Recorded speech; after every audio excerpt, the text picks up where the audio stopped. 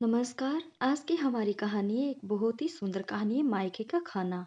नेहा शादी के कई साल बाद अपने मायके आई थी और वह मायके आकर अपने ससुराल के तौर तरीके अपने मायके वालों को सिखाने लगी। ऐसे में खास कर जब नेहा की भाभी चैताली कोई खाना बनाती तो वो रसोई में जाकर चैताली भाभी को कहती, अरे भाभी, ये क्या सब्जी ऐसे बनाते हैं? क्या इतना कम तेल, और देखो मसाले भी कितने कम हैं। मेरे ससुराल में तो ऐसी सब्जी नहीं बनाते। मेरे ससुराल में ऐसा खाना बनता है कि अगर आप एक बार खाएं ना तो उंगलियां ही चाटते रह जाएं। ठीक है ना ननंद जी, फिर आप ही सब्जी बना दीजिए, मुझे और भी काम है, मैं वह कर लेती हूँ। अब नेहा का ये सब करना आम बात हो गया था। नेहा अपने मायके में 1 महीने के लिए रहने आई थी और 1 महीने में तो नेहा ने उनके नाक में दम ला कर रख दिया। क्योंकि नेहा की शादी अमीर खानदान में की गई थी और नेहा का मायका बड़ा ही साधारण परिवार था। लेकिन भाभी चैताली अपने आप को ससुराल में पूरी तरह से ढाल चुकी थी। जब अपनी भाभी चैताली को सब्जी बनाने से हटाकर खुद ने सब्जी बनाकर सबको टेबल पर खाना परोसने लगी तो टेबल पर सब कहने लगे, अरे यह क्या सब्जी ऐसी क्यों बनी है? लौकी की सब्जी हमारे घर पर ऐसी थोड़ी ना बनती है। हाँ देखो तो, इतना ज्यादा तेल मसाला और फिर भी फीका फीका, आज तो खाने का मूड ही खराब कर दिया। भाई बोला। इतने में नेहा की माँ बोली, अरे नहीं नहीं, मूड क्यों खराब करना, रुको मैं अभी दूसरी सब्जी लेकर आती हूँ। माँ को पता था कि उसकी बेटी कई साल बाद अपने अमीर ससुराल में जब मायके लौटी है तो वह अपने अमीर ससुराल की ठाठ मायके वालों को दिखाने लगेगी। आखिर बेटी का स्वभाव तो वो जानती ही थी। इसलिए जब वह रसोई में अपनी भाभी को हटाकर खुद सब्जी बनाने लगी थी तो माँ बाहर से सब कुछ देख रही थी। इसलिए जब वह खाना बनाकर चली गई तो माँ ने देखा कि सब्जी तो खाने लायक ही नहीं थी और घर में कोई खाता भी नहीं, और इससे घर वाले सारे भूखे रहते। ऐसे में नेहा की माँ ने फिर से अपने ही तरीके से सब्जी बना ली और फिर वही सब्जी सबको परोस दिया। सबने आराम से खाना खाया और उस समय नेहा वहीं खड़ी खड़ी देखती रही और मन में सोचती है, यह भी क्या बात हुई? आखिर बंदर थोड़ी ना जानता है अदरक का स्वाद क्या होता है। फिर क्या था, नेहा ने अपने मायके में रहते हुए 1 सप्ताह बीत जाता है। एक दिन जब नेहा की माँ खीर बनाती है तो नेहा अपनी माँ से कहती है, अरे माँ, खीर किसने बनाई है? क्यों भाई, मैंने ही बनाई है, तुझे तो मेरे हाथ की खीर कितनी पसंद आती थी। पर माँ, वो तो पहले की बात है, पर आज इस खीर में ना तो ड्राई फ्रूट्स दिख रहे हैं, और बाप रे, इतना मीठा खीर आप लोग कैसे खा लेते हो? मेरे ससुराल में तो ड्राई फ्रूट से भरा हुआ खीर बनाते हैं और इतना मीठा तो नहीं होता है। हम तो चीनी की जगह शुगर लाइट का इस्तेमाल करते हैं, और अगर मैं इस खीर को खाऊंगी भी तो मर ही जाऊंगी। अरे कलमुई, बचपन से ही खीर खाते आई है, मर मुरा गई थी क्या? पीछे से भागी चैताली अपने ननद के नखरे देखती है और फिर वह कमरे में आकर कहती है, अच्छा ननद जी, आपके ससुराल में इतनी अच्छी खीर बनाते हैं, फिर तो मुझे मेरे भाई के लिए आप जैसे ही कोई खीर बनाने वाली चाहिए।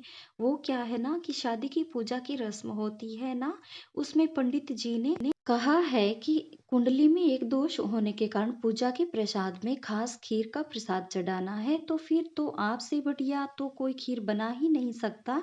अरे हाँ हाँ भाभी, क्यों नहीं, वैसे भी मेरे ससुराल में खीर बनाकर उसका भोग भगवान को चढ़ाना बड़ा ही आम बात है। हर आए दिन में ही बनाती हूँ खीर, क्योंकि मेरे ससुराल में तो जब भगवान को भोग चढ़ता है तो वह हमारी सद्भावना और तपस्या से बना बना हुआ होता है। फिर क्या था, समय गुजरता है और फिर चैताली अपनी ननंद को अपने मायके में लेकर जाती है ताकि ननंद पूजा के लिए खीर बनाए, और वही खीर भगवान को भोग चढ़ता है तो फिर सबको प्रसाद में दिया जाने वाला था। ऐसे ही नेहा तो खुशी खुशी अपनी भाभी के मायके में आकर खीर का प्रसाद बनाती है और वही खीर पंडित जी पूजा के लिए भगवान को भोग चढ़ाते हैं। फिर भोग भोग भी चढ़ जाता है और फिर वहां आए मेहमानों को प्रसाद में दिया जाता है। जब आसपास की कुछ औरतें और रिश्तेदार प्रसाद में चढ़ाया हुआ वह खीर अपने मुंह में डालते हैं तो अरे, यह चावल वाला खीर है या फिर ड्राई फ्रूट्स वाला? चावल तो दिख ही नहीं रहे हैं और इतना कम मीठा, बाप रे, चावल के दाने से ज्यादा तो इसमें ड्राई फ्रूट्स भरे पड़े हैं। ऐसी भी कोई खीर होती है क्या? हमने तो पहली बार खाई है, सच कह रही हो। लगता है चैताली के घर वाले बड़ी अमीर हो गए हैं, तभी तो बस ड्राई फ्रूट्स से भरी हुई खीर बनाई है, लेकिन मीठा नहीं, एकदम फीका है। अरे क्या हुआ मौसी जी, आपको खीर अच्छी लगी ना? हाँ हाँ, बस अच्छी ही है, थोड़ा फीका है। वैसे किसने बनाई? अरे मौसी जी, ये तो खीर मेरी ननंद नेहा ने खुद अपने हाथों से बनाई है। वो क्या कहते हैं, हाँ, सद्भावना और तपस्या से बनाई है। क्यों ननंद जी, है ना, वही था ना? अब ननंद क्या बोलती, उसकी तो बोलती बंद हो गई थी, क्योंकि उसकी बनाई हुई खीर का प्रसाद खाकर किसी के मुंह से वह उसकी तारीफ नहीं सुन रही थी। अरे चुप करो, प्रसाद है, इसका अपमान थोड़ी ना करते हैं। जैसा है वैसा अपना लो और भगवान का नाम लेकर प्रसाद को ग्रहण करो। पास ही में खड़ी चैताली की दीदी बोली। फिर वह समय तो बीत जाता है।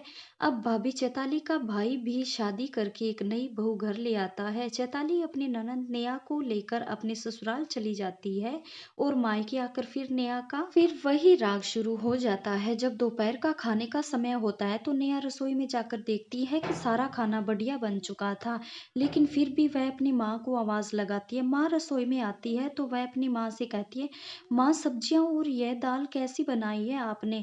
ना रंग है ना ही रूप है, पता नहीं आपके हाथ की बनी हुई रसोई कैसे खा लेते हैं सब। अरे बेटा, लेकिन यह सब खाना तो तेरी सास ने बनाया है। मैं तो तुझे बताना ही भूल गई थी कि सुबह ही तेरी सास तुझे ससुराल में वापस ले जाने के लिए आई है। इतने में सास भी रसोई में आती है। फिर क्या था, नेहा तो यह सुनकर उसकी बोलती बंद हो जाती है।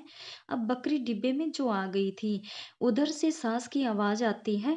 अरे क्या हुआ समदन जी, सब बाहर खाने के लिए राह देख रहे हैं, चलिए खाना खा लेते हैं। नेहा भी आ गई ना? बस मेरी बेटी को अपने ससुराल का खाना पीना इतना भा गया है कि यहाँ जब से आई है तब से अपने ससुराल की खाने पीने की ही तारीफ किए जा रही है। लेकिन एक बात कहूँ समदन जी, बुरा मत मानना, आपकी नेहा को खाना और रसोई का काम बिल्कुल नहीं आता। अगर कभी बनाती भी तो है, तो सब्जी में तेल मसाले ज़्यादा डाल देती है या फिर खीर बनाते समय ड्राई फ्रूट्स से भर देती है। माना कि हम अमीर है, पैसे वाले हैं, लेकिन इसका मतलब यह तो नहीं कि खाने पीने में हम ज़्यादा ज़्यादा सामग्री का इस्तेमाल ही करेंगे। जैसा खाना होता है वैसा ही खाएंगे ना। सास की यह बात सुनकर नेहा के तो पसीने छूट जाते हैं और सारे घर वाले नेहा पर खूब हंसते हैं। इतने दिन जब उसने चैताली भाभी और अपनी माँ की नाक में जितना दम करके रखा था, अब नाक लाल और सूजा हुआ तो नेहा का हुआ पड़ा था। तो चलिए दोस्तों, कैसी लगी आपको मेरी स्टोरी? अगर आपको मेरी कहानियां पसंद आई तो प्लीज लाइक शेयर और सब्सक्राइब जरूर कीजिएगा।